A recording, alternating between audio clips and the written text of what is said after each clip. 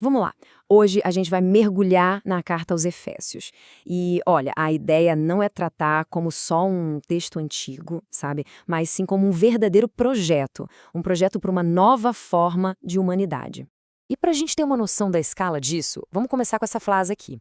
Ela já dá a letra, né? Mostra a ambição desse plano, que é uma coisa realmente cósmica. Então, nosso roteiro por esse projeto vai ser assim, em 5 partes. A gente começa com o plano cósmico de Deus. Depois, a transformação da morte para a vida. A questão de derrubar os muros. Um novo jeito de viver. E, por fim, a armadura para a batalha. A gente vai do macro até o bem prático. Beleza, vamos começar com o plano cósmico de Deus. A ideia aqui é entender esse projeto divino. E a gente vai começar, bem, lá do início. Mas o início que vem antes mesmo da criação do mundo. A ideia é que já existia um plano em andamento. A carta já abre com essa ideia que, vamos combinar, é impressionante. Pensa só, muito antes da Terra existir, já se pensava na gente. Já éramos o foco de um amor. Antes de tudo, já havia um plano focado em amor e em restaurar a humanidade. E esse plano não é uma coisa, sei lá, fria, burocrática. Pelo contrário, a palavra usada é a adoção. É um convite para fazer parte de uma família. Algo que, segundo o texto, trouxe grande prazer para Deus. Esse tema é o coração do primeiro capítulo. E onde tudo isso desemboca? Na formação da igreja.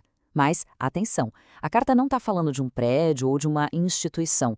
A imagem é de um organismo vivo, um corpo. É através desse corpo que Cristo continua falando, agindo e preenchendo o mundo com a sua presença. Ok, agora a gente entra num ponto central. A grande transformação. A carta vai direto no problema da condição humana e apresenta uma solução que é, bem, radical. E o texto não alivia não, é bem direto ao ponto, descrevendo a vida antes dessa transformação como atolados numa vida podre. É uma imagem forte, né? Fala de uma separação total de Deus, vivendo sob as regras de um mundo que não entende o que é vida de verdade. Aqui a gente vê o contraste, preto no branco. De um lado, a vida antiga, governada pelo mundo, seguindo a própria vontade, mortos em pecado. Do outro, a nova vida, vivos com Cristo, um presente de Deus, assentados nas regiões celestiais. O ponto-chave aqui é que essa mudança radical não vem de um esforço nosso. É um presente, uma iniciativa que vem totalmente de Deus. Essa frase resume tudo, né? A gente não é o protagonista dessa história. Deus faz tudo e nos salva. Ou seja, a transformação não é uma medalha que a gente conquista, mas um presente que se recebe pela confiança, pela fé. Certo? Mas essa nova vida não é só uma coisa individual de cada um. O impacto é muito maior. O propósito é destruir as barreiras, os muros que separam as pessoas. É sobre criar uma nova humanidade. E a metáfora que a carta usa é muito forte. A de um muro que a gente usava para se manter separado. Naquela época, o grande muro era entre judeus e não-judeus, os gentios. E o texto diz que Cristo veio e demoliu esse muro. E como isso acontece? Basicamente em 4 passos. Primeiro, a gente tinha 2 grupos hostis, cheios de desconfiança. Aí, a morte de Cristo na cruz tira o motivo da briga. O terceiro passo é a criação de um novo tipo de ser humano, onde essas divisões antigas perdem o sentido.